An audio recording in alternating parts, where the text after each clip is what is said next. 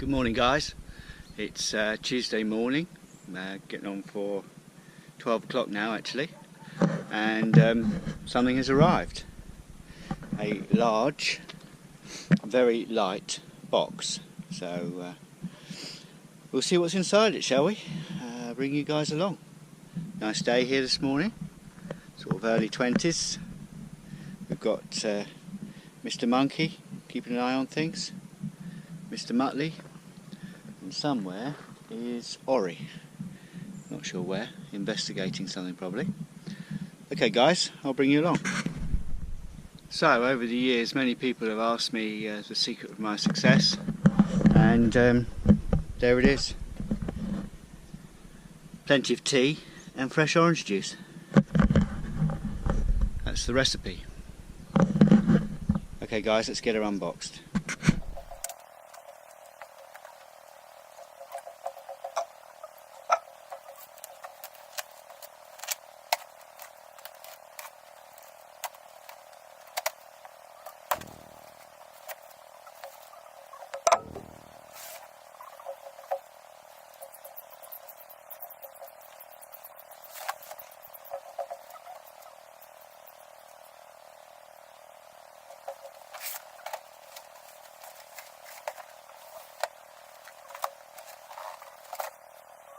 I'm just going to take some pictures for Jonah.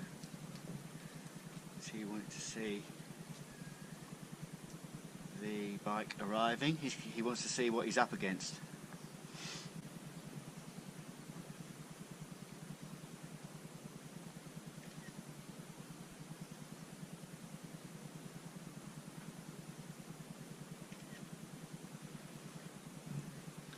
So I bet he's quaking in his boots, don't you? Probably not.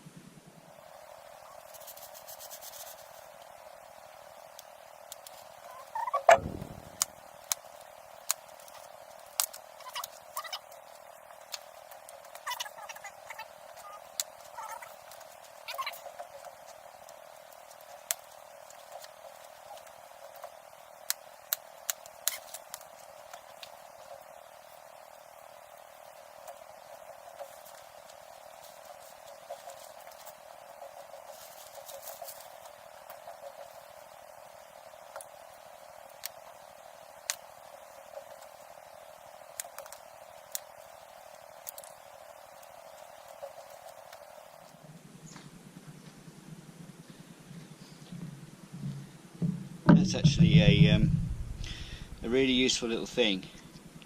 It goes in the caliper for the front disc brake, in between the pads, so that if the lever gets squeezed while the bike's in transit, while there's no disc in between the pads don't squeeze up together, and then when you get the bike out you have to lever them back apart to get rid of the pressure. So that's a really useful little thing. I'll keep that in my toolbox, because if I'm transporting the bike and I haven't got the front wheel in it, I can just pop that in and it will stop the pads getting drawn together if somebody touches or I touch the brake lever. Because obviously if you squeeze that lever now with nothing in between the pads, it will squash the pads together, and then you've got to open them back up again to get the disc brake back in. Cheers.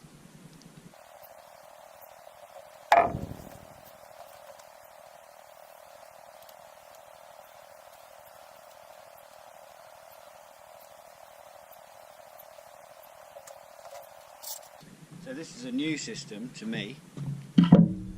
These Thru-axles, we used to have quick release skewers which went through the centre of the wheel, but now you've got this larger cutout, and it threads through, very much like the motorbike. The enduro bikes have this kind of system. So yeah, much more substantial. It makes the forks much more rigid than the old system when you were relying on just a small skewer. So I'll put this all together dry now, so I'm not going to put any lube on anything. There was already a bit of grease on the seat post, but I'll put put a little touch of grease on these later on when I'm working in and out. Hello little dog. Hello little dog. Can you come in to help me? Can you give me a hand then?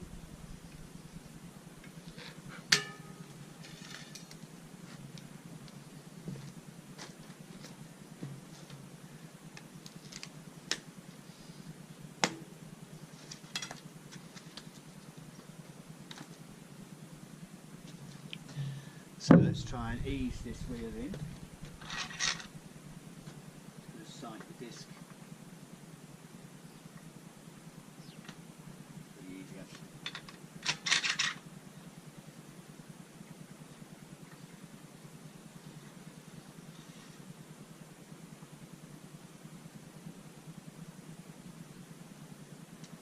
Easier than I thought.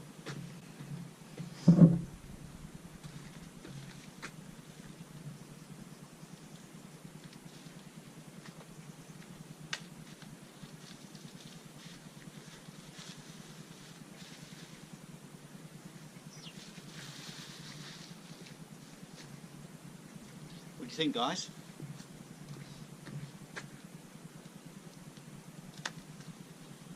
So Ridley is a Belgian company.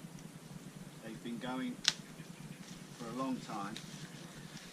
I spoke to the guy when we were at the Derailleur at the show, at the exhibition. They had a stand there. They've been more involved in cyclocross throughout their years of manufacturing, but they've got more into these gravel bikes now.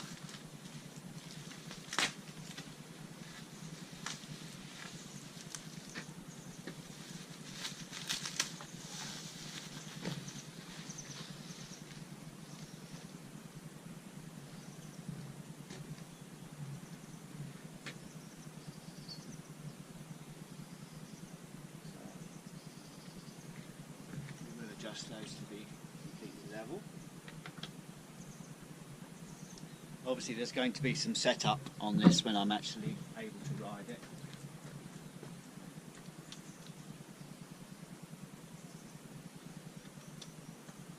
Just to get everything as it should be.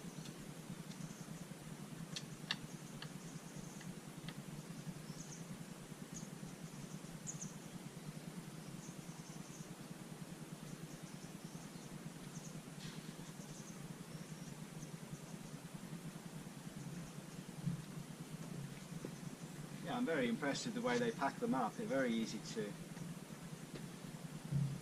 unpack.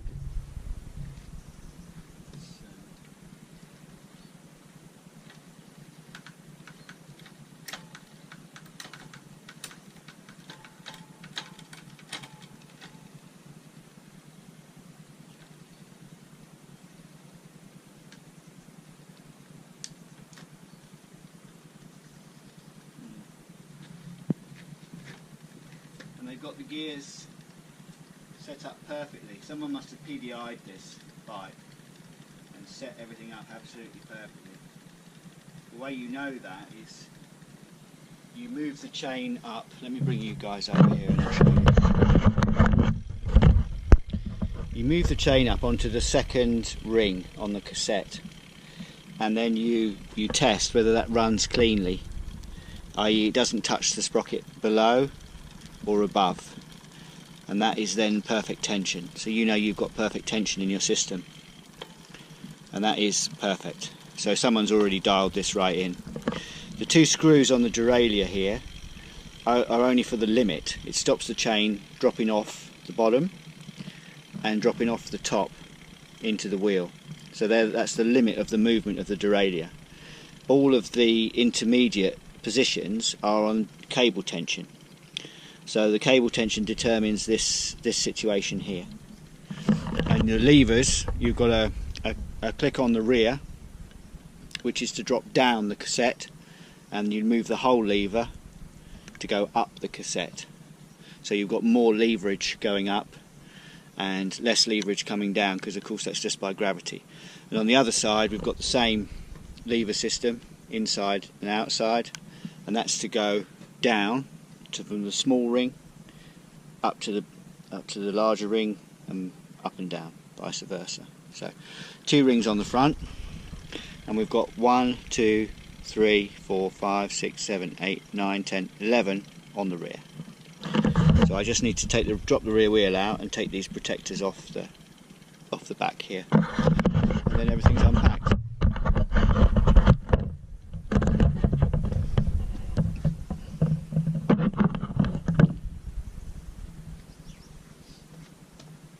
We've got a couple of pedals. So these are just standard bike pedals. I won't be putting those on this bike, but they're useful to have. Obviously all bikes are supplied with a pair of pedals, otherwise you couldn't ride it. But I've still got my old racing pedals, so I'll probably stick with those because I'm used to them. They suit my needs.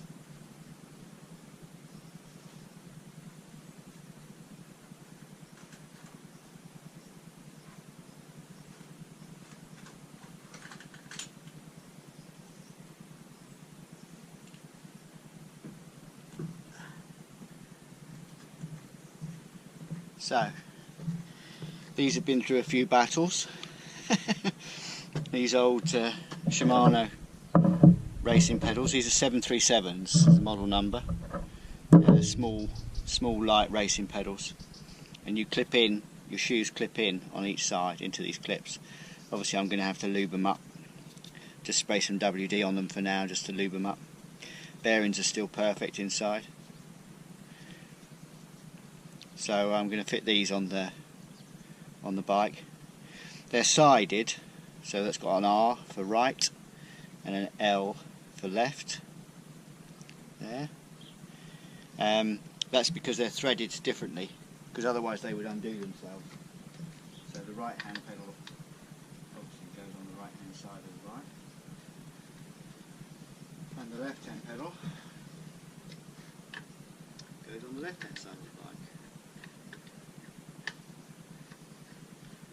Has a left-hand thread, so it does up the wrong way. And by doing up the wrong way, in inverted commas, it doesn't come undone when you pedal. So all bicycle pedals are like that. They're threaded right hand and left hand, so that the rotation of the pedal, see that rotation, would obviously tighten this. But on the other side, that rotation would loosen it unless the thread was opposite. That's the reason for that.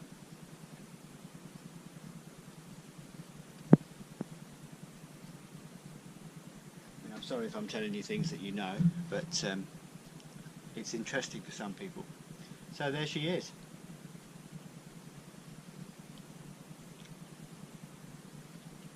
The Ridley. All I've got to do now is pedal it.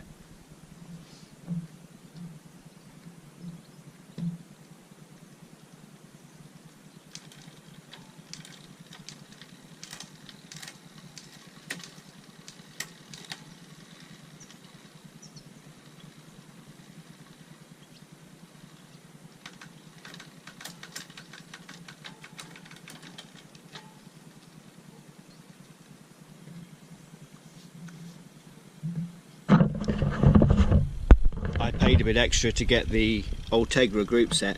So this is the Shimano Ultegra group set, which is the more expensive group set. So that was a little bit more money, but in my mind it's the best you can get. So I paid a bit extra to have that on the bike. This is also compatible with the new Shimano electric system, this bicycle, so you can have that on here. So this bike weighs 9.8 kilos all in, and I don't know what that is in pounds, but it's 2.2 pounds to the kilo, isn't it? So 9.8 times 2.2, let's call it 10 and 2. It's about 19, between 19 and 20 pounds. It weighs between 19 and 20 pounds. So things I've got to do is I've got to set the seat height, which should be correct for me. Then once I've set the seat height, I need to set the angle of the saddle to be correct for me. It's laying down at the moment, so it needs to be up more like this.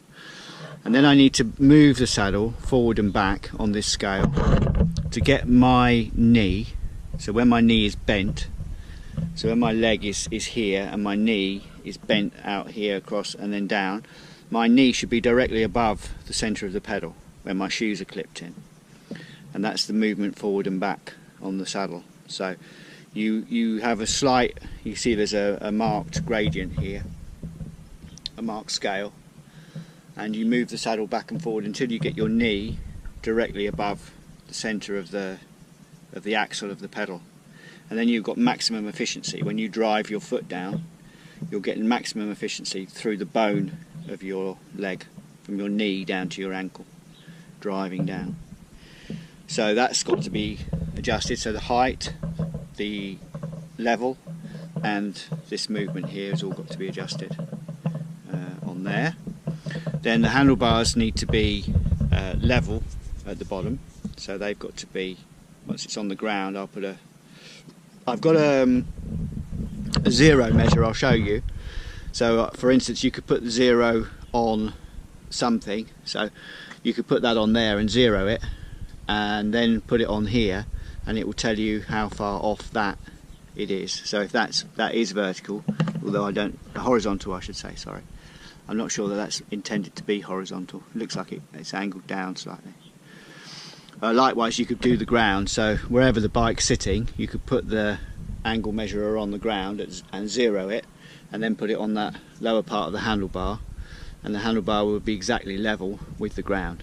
So I'll get that levelled, tighten the pedals up, and then we should be ready to go.